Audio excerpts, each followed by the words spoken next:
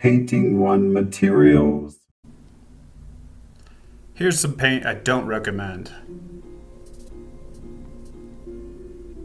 Not good. Amsterdam's okay. Liquitex is better. Golden, in my opinion, is the best acrylic.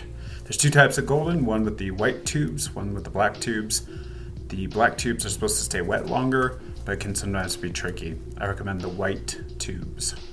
There's a list of colors in your materials list. I'll blast through some brushes here. In general, I think it's just good to have a mix. I use this 2-inch brush the most, a 1-inch flat brush probably the second most. I use those two all the time. A couple of round brushes. You can see a range of scale here. I think that's useful in brushes. Keep it synthetic. Don't get bristle brushes.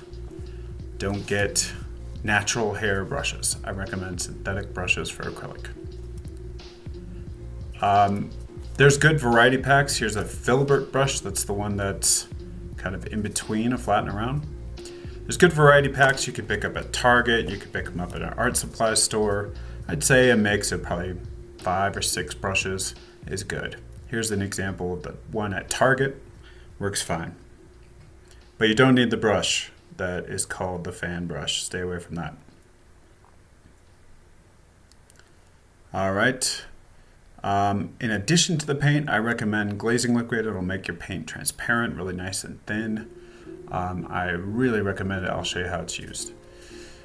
Canvas panels is where we'll start with what we're painting on. They're cheaper for the first assignment.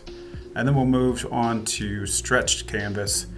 Stretched canvas will be better for later assignments. As far as what you put your paint on, I do not recommend these plastic plate kind of things. There's never enough room. You'd be better off with an actual plastic plate without the divots. The best option is a sealed palette. It's almost like a Tupperware container. It'll hold your paint and keep it wet for longer.